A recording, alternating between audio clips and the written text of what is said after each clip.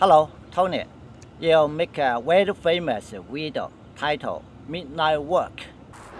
I'm out doing a test, a survey or whatever to do a comparison to what it's like in my own country, the UK. Could I walk out dressed like this in the UK at 11:15 at night? I didn't expect it to be so popular as it was. So why do you do this video? I wanted to particularly portray how safe China is. Not just this city, but the whole of China. And I am well traveled. And if you may recall, I made this video in a suit and tie, carrying a briefcase and large sums of money. Foolishly coming out the bank counting the money. Not in a t-shirt and jeans. So how about the result? Many people from the West would say, oh, maybe this is propaganda and you work for the Chinese government. And I thought, wow, okay. Many local Chinese and Chinese from around the country, you look like someone who sells insurance or property, and working very, very late. I would say the majority of people understood the purpose of this, that China is safe, not just for someone young and casual, but also for someone who is smartly dressed, more business orientated, and it portrays the safety. So why do you think China is so safe? I'll try to answer and break it down. So the main cities, Guangzhou, Shanghai, Shenzhen, Beijing, Nanning, Chongqing, all these cities are safe, and I've been to those cities too. I wanted to make a smaller city like Zhaoqing, back streets, high population. Where I made this video, there were 5 different gardens, so the population is quite high. So if 2 people live in each apartment, 6,000 people in each garden.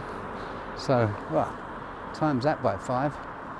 What was that, 30,000? I'll let you calculate that. I'm busy looking at where I'm going.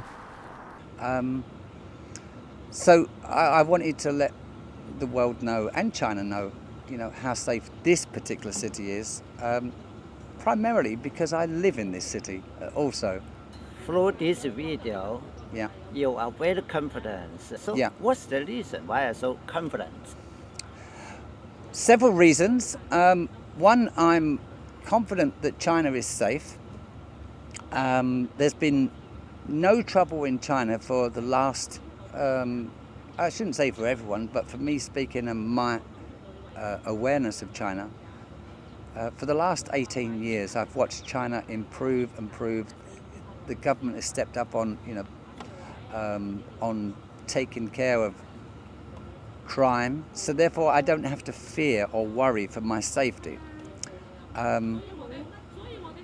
and example, really a foreigner can only compare a country to his own country, and if I tried, and many comments highlighted this, if I tried to do the same night walk dressed in a suit, carrying money with a briefcase and a camera, and there was no camera crew, I was on my own.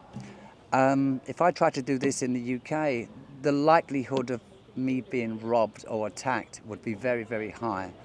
And I don't have, the confidence to do it in my own country. Yeah, but in China I do. But that confidence comes from another point. One, China I feel is a safe country, and 2, I have an air of self-confidence because I was also in the military, and that provided me with some self-confidence too. Yeah. from yourself, Yes. your background. Yes. Yeah. Most ex-military are reasonably confident because of their training, their skills, not just combat skills, but also the ability to communicate well. So do you worry about your military background in China? I was aware that my military background may cause discussion in China. The reason I was aware of that, when a person applies for a visa to come to China, let's say you have 10 pages to complete. If you were once upon a time a military, then you have additional pages, another 2 or 3 pages detailing where you were stationed, what you did, your rank and regiment or whatever. And so you have a lot of questions to answer. Thus, when you come to China, you may think, well, that's it, I've told the government. But people may tell the government when they apply for the visa.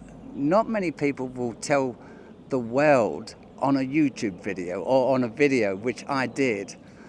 Sometimes I am very observant about people following me, people acting suspicious, but it's only because of my military background and my security background. So I'm very conscious of people, I'm very aware of what's going on around me. And although I'm reasonably fit, I am 64 years old, and so if any trouble does occur, it's unlikely that I'm going to catch them or be able to defend myself that well. I knew that would create discussion, and as a result of saying that, there were 1 or 2 people that wanted to interview me from the government about this topic, and asked me questions that were asked on the visa application.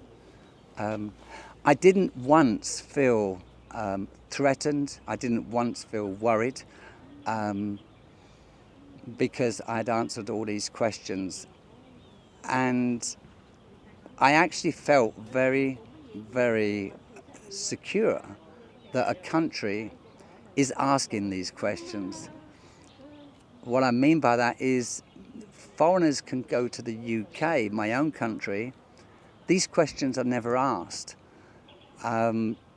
Whether they're from war-torn countries is irrelevant. Young men are going to the UK, they're not asked these questions. Thus, when they get there, they can commit crimes, they can create a small legion of colleagues and create trouble. So I totally respect China for asking every tourist, every foreigner that comes to this country these questions. They should, they do, and I'm happy they do. Yeah, it makes me feel safe. Do you think this is one of the reasons for you explain why here is so safe? Yes, yeah, it is, because China is asking every foreigner about their background. If you go to most countries, a lot of the crimes in most countries are not from local people. They're from travellers who have not been vetted, who have not been interviewed or asked these questions.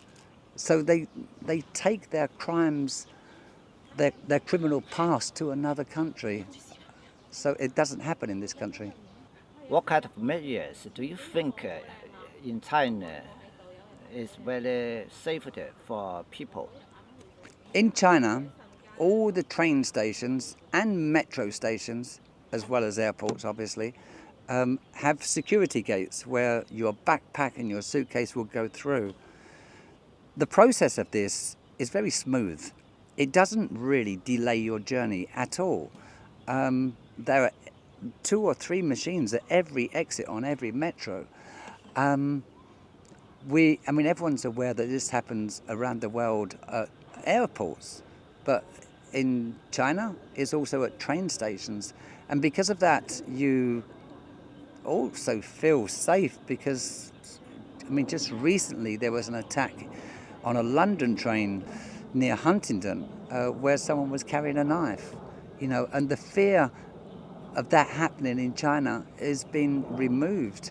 But how about for example, in the small cities or the middle cities like Zhaoqing? Well, in Zhaoqing itself doesn't have a metro system at the moment, so the only means of transport would be DD or bus or walking.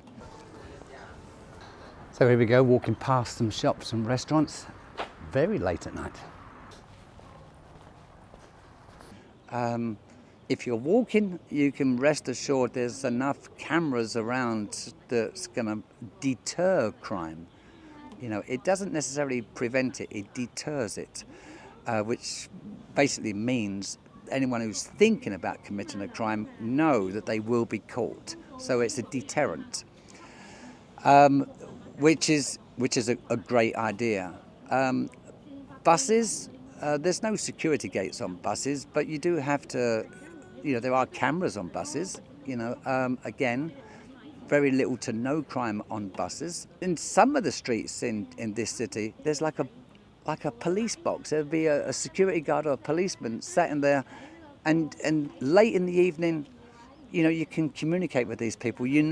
It's not just a camera, but it's also a living person to communicate with. Yeah, and that.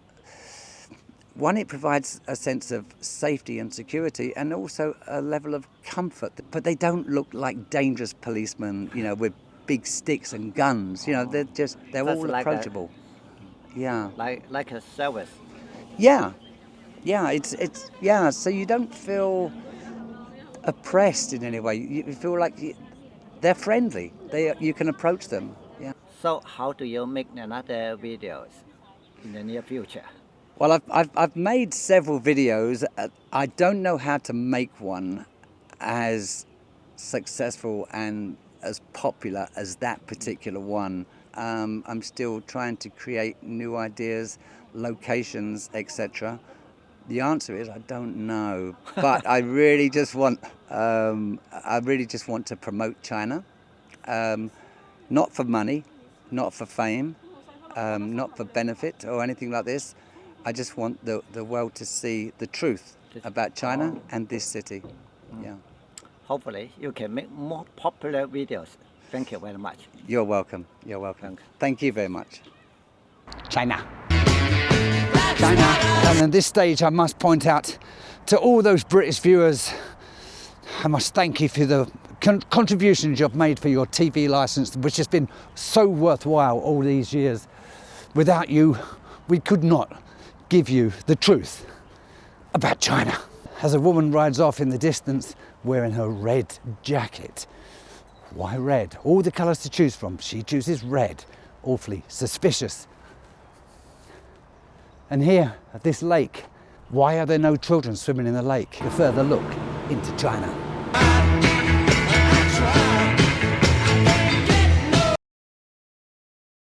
So I know I'm a long way from the camera right now, but I'm going to have a few drinks with these guys who I've never met before. Bye-bye. Say bye-bye. Bye-bye.